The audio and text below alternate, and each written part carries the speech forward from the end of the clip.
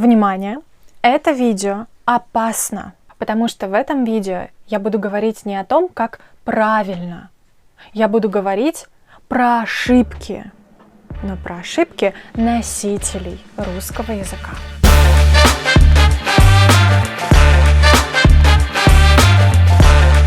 Привет! Меня зовут Маша, и вы на канале Sound Like a Russian. Наверняка вы уже смотрели видео типа «Самые популярные ошибки иностранцев на русском языке». Но вот сегодня я бы хотела поговорить про другие ошибки. Про ошибки, которые делают носители русского языка. Про ошибки, которые не выдадут вас как не носителей. И даже наоборот, как это ни странно, сблизят вас с носителями русского языка. Почему это видео может быть полезно тем, кто изучает русский язык? На это есть 3 причины. Во-первых, ошибка ошибки рознь. Это значит, что ошибки бывают разные. Бывают ошибки, которые носители языка делают по невнимательности, из-за того, что они торопились. Эти ошибки называют описка, оговорка, опечатка, случайные ошибки. Бывают ошибки из-за того, что человек не любил уроки русского языка в школе, прогуливал, мало читал, не любит читать. Ну и делает ошибки, говорит неграмотно. А бывают такие ошибки, очень популярные ошибки среди носителей языка. И они, знаете, иногда говорят о неграмотности, но с течением времени они превращаются в настолько популярные ошибки, что уже конкурируют с нормой русского языка. Да, ошибки бывают разные. Это одна из главных идей этого видео. Есть ошибки, которые выдают вас как иностранца, как человека, для которого русский язык не родной. А есть ошибки, которые, наоборот, мог бы сделать только носитель языка. И вот как раз про такие ошибки я сегодня и поговорю. Почему еще это видео может быть вам полезно? Я знаю, что меня смотрят в том числе те люди, которые владеют русским языком на очень высоком уровне уже. И вы смотрите не только меня, вы смотрите другие каналы на русском языке, вы смотрите аккаунты в Инстаграме, читаете статьи в Телеграме, статьи от носителей русского языка. Так вот, в этом видео я хотела бы показать вам, что носители тоже могут ошибаться. И еще как. Поэтому держите ухо востро. Держать ухо востро – это значит быть осторожным. Будьте осторожны, будьте готовы, будьте внимательны. И, наконец, 3-я причина, почему это видео может быть вам полезным. Это все та же мысль о том, что носители языка тоже ошибаются. А точнее так, даже носители русского языка ошибаются. А если уж даже носители русского языка ошибаются, то почему бы вам не простить себе ваши ошибки? Ну что, перейдем непосредственно к ошибкам. Какие же ошибки вы можете услышать от носителей языка? И какие ошибки не выдадут вас как иностранца? И даже наоборот. Одна группа ошибок — это орфографические ошибки, то есть неправильное написание слов. Очень часто встречаю конструкцию «мне нравится», написанную с мягким знаком. Вообще вот это «ца», которая произносится одинаково с мягким знаком и без мягкого знака, очень путает даже носителей языка. А ведь все очень просто. Если глагол отвечает на вопрос «что делать?», «что сделать?», то есть является инфинитивом, безличной формой, то нам нужен мягкий знак. А если это не безличная форма, не инфинитив, то не нужен мягкий знак. Вообще, и это сейчас, наверное, вас очень порадует, Носители русского языка очень страдают от нефонетичности русского. То есть в русском языке не работает правило «как слышу, так и пишу». Совсем не работает. И отсюда, например, неправильное написание без ударного окончания. Например, слово «будет» и слово «будет» произносятся абсолютно одинаково, пишутся по-разному, и это два разных глагола. «Будет» через «е», «будет» — это глагол «быть». Он будет рад тебя видеть, например. И «будет» через «и» — это глагол «будить». Он будет меня очень рано обычно. Слово «также». Есть слово «также», которое пишется одним словом и обозначает «тоже», «и». Я люблю смотреть сериалы, а также я люблю читать книги. Ну, например, такой какой-то искусственный пример. А есть слово «также». Ну, не слово, а два слова, да, пишется в два слова «так же», которое отвечает на вопрос «как». Он играет на гитаре так же классно, как и на барабанах. Список орфографических ошибок можно продолжать бесконечно. Я привела вам в пример только те, которые увидела вот на днях, прямо до того, как снимала это видео. Еще одна большая категория ошибок носителей — грамматические ошибки. Например, род существительного. Вы, дорогие мои изучающие русский язык, как никто знаете, что очень трудно запомнить род существительных, которые заканчиваются на мягкий знак. Например, словарь, дверь, ночь, день, кровать и так далее. А носителям языка обычно это не трудно, но есть некоторые слова, в которых мы делаем ошибки. Мы носители языка. Например, буквально сегодня утром я зашла в группу для преподавателей русского языка и увидела там пост, в котором было написано «та-та-та, настоящая кладезь, та-та-та». А дело в том, что кладезь — это слово мужского рода. Кладезь — он мой. Такие же ошибки делают со словом шампунь, который вообще-то тоже мужского рода. Хороший шампунь, дорогой шампунь, качественный шампунь. Тюль тоже мужского рода. Тонкий тюль, прозрачный тюль, красивый тюль. Еще одна грамматическая ошибка. Есть у нас местоимение «они». А какое будет притяжательное местоимение? То есть как мы ответим на вопрос «чей»? Наверное, вы сейчас скажете «их». Например, чей — это ребенок, это их ребенок. От носителей языка иногда вы можете услышать форму ихний. Это просторечная форма, и вообще-то это ошибка. Но носители языка говорят так и не страдают от этого. Еще одна частая ошибка. На улицах города вы можете услышать вопрос «Сколько время?». Знатоки сейчас скажут, что после слова «сколько» мы используем генитив, родительный падеж. И правильно сказать «сколько времени». Сколько времени, а не «сколько время». Еще одна грамматическая ошибка, точнее, группа грамматических ошибок — это ошибки в деепричастных оборотах. Сейчас меня поймут те, кто дошел до изучения деепричастий и деепричастных оборотов. Дело в том, что основное правило в русском языке касаемо деепричастий гласит о том, что субъект в главном предложении и в деепричастном обороте один и тот же. В потоке речи, когда люди торопятся, иногда, видимо, вылетает это правило из головы, и очень легко здесь сделать ошибку, которая ведет к смешному иногда.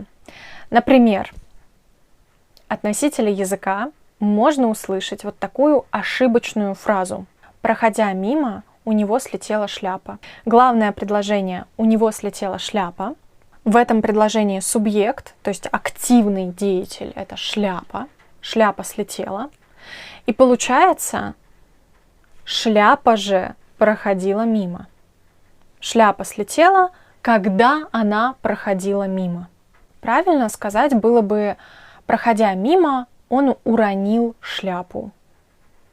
Или у него слетела шляпа, когда он проходил мимо. Наконец мы добрались до фонетических ошибок. И вот здесь интересно то, что носители языка не делают ошибки в редукции, ассимиляции. Но есть одна категория в фонетике русского языка, в которой все носители, почти все носители, часто делают ошибки.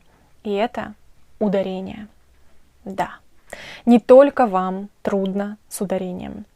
Мы тоже иногда страдаем от ударения. Точнее, страдают те, кому приходится сдавать экзамен по русскому языку. Но если вы не сдаете экзамен по русскому языку и никто не проверяет, то можно говорить с ошибками и не страдать. Итак, в каких же словах носители русского языка делают ошибку в ударении? Наверное, топ-1 для меня — это глагол «звонить». Правильно говорить «звонить», они звонят. Но от некоторых носителей вы все еще можете услышать, они звонят. Звонить. Еще один глагол, в котором частенько делают люди ошибку, глагол «начался». Правильно здесь ставить ударение на последний слог. Но иногда люди ставят ударение на первый слог. Приведу в пример еще одно слово. Слово «бармен». Если вы посмотрите в словарь, то вы увидите, что ударение стоит на втором слоге. Бармен. Но очень многие русские говорят бармен. И вот знаете, что самое интересное с этими всеми ошибками? Все ошибки, о которых я сейчас вам рассказала, это те ошибки, которые никак не выдадут в вас иностранца, не носителя русского языка. Но есть такие ошибки, которые сразу покажут носителю языка, что вы не носитель. Например, мы очень легко можем найти носителя русского, который скажет, что кладезь она. Да, по ошибке скажет, что кладезь она. Но я с трудом могу себе представить, что мы можем найти носителя русского языка, который, например, скажет, что словарь она. Толковая словарь. Вряд ли. Скорее всего, любой носитель языка скажет, что словарь он. С ударением то же самое. Мы очень легко найдем носителя языка, который говорит «начался» или «бармен», но едва ли мы найдем носителя языка, который путает глаголы «писать» и «писать». Да, так что ошибки бывают разные. Еще раз подтверждаем эту мысль. Кстати, именно про ударение в том числе, мы с вами будем говорить на мастер-классе, который будет в конце августа. Записаться можно по ссылке в описании, не пропустите. Мы там обсудим разные случаи, разные ошибки носителей в том числе. И я поделюсь с вами некоторыми приемами, которые помогут вам запомнить правильное ударение. А еще в описании к этому видео вы найдете ссылку на гайд по моему каналу, такой путеводитель по каналу. Вы можете использовать этот путеводитель как содержание, то есть просто находить тему, которая вам интересна, и кликать на нее и смотреть. Но обращаю ваше внимание на то, что в этом путеводителе представлены только фонетические темы, только видеоуроки. То есть такие блоги, разговорные видео там не представлены. Как еще вы можете использовать этот путеводитель? Если вы будете смотреть видео в этом путеводителе одно за другим по порядку, то вы заметите, как информация плавно, постепенно наслаивается, укладывается у вас в голове, и вы буквально получаете курс по фонетике русского языка. Пользуйтесь на здоровье. Чтобы подытожить это видео про ошибки носителей, я бы хотела ответить на вопрос, делаю ли я ошибки. И ответ – да, делаю. Знаете, дело в том, что чем дольше я учусь, чем дольше я работаю, чем дольше я общаюсь с иностранцами, с разными людьми, разных уровней русского языка, с людьми с разным отношением к языку, к изучению языка и к жизни вообще, тем более толерантной я становлюсь к ошибкам. Я уже давно, еще учась на филологии, поняла, что я человек, я ошибаюсь. И да, я учусь, но ошибаться я буду всегда. И чем больше я учусь, тем больше, скорее всего, я буду ошибаться. Знаете, по-моему, гораздо важнее не ошибаться, а наоборот уметь ошибаться правильно. Уметь признавать свои ошибки, уметь позволять себе ошибаться, понимать вообще, что ты можешь сделать ошибку, это нормально. Очень важно перепроверять то, что ты пишешь, то, что ты говоришь. И также очень важно, если ты не успел перепроверить и все-таки совершил какую-то ошибку, очень важно в этом потоке критики, который выльется на тебя после этого, вычленить, выбрать полезную критику, продуктивную критику и использовать эту критику, чтобы учиться, а не обижаться на нее и не принимать все на свой счет. Я сейчас не воспеваю ошибки, я сейчас не говорю, давайте теперь говорить с ошибками, ошибаться, давайте сломаем норму русского языка. Нет, ни в коем случае. Я просто говорю о том, что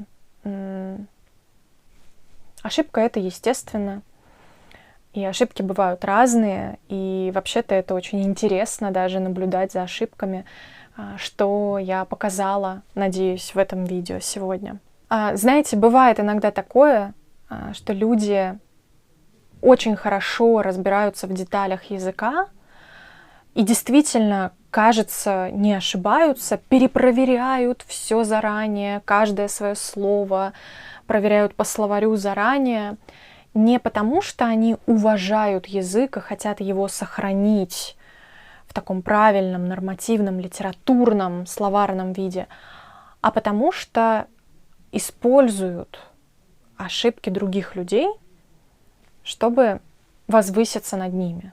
Наверное, встречали вы таких людей, которые любят исправлять ошибки, любят наблюдать, как другие ошибаются. Это дает чувство, что вот ты дурак, а я умный. Так вот, когда я говорю, что нужно уметь использовать ошибки, я имею в виду не такое использование. Я имею в виду уметь ошибаться и учиться на этих ошибках, и вообще относиться к ошибкам не как к чему-то страшному, позорному, чего надо избегать и бояться, а как к чему-то естественному, интересному, любопытному, что можно поразглядывать, порассматривать. Да. Заранее благодарю вас за комментарии. Дорогие друзья, я очень люблю читать ваши комментарии. Вот эти большие тексты. Там иногда такие бывают приколы, такие метафоры, такие сравнения, такие замечания. Очень люблю. Спасибо вам за них. И за любые комментарии спасибо, на самом деле. Даже если вы напишите просто «Привет, Маша, спасибо за видео», это тоже очень приятно и очень важно. Как всегда, пишите в комментариях, что вам придет в голову, что вашей душе угодно, но особенно мне было бы интересно узнать, есть ли в вашем языке, уверена, что есть, такие ошибки, маркеры носителя языка. То есть ошибки, которые может сделать только носитель языка. Мне очень интересно наблюдать за такими ошибками в венгерском, в английском языке, потому что ты как будто бы приоткрываешь дверку в какую-то тайную темную комнату и прикасаешься к настоящему, живому языку. не словарному, не идеальному, а вот живому-живому. Спасибо, что были со мной во время этого видео. Спасибо за комментарии. И увидимся совсем скоро. Пока-пока.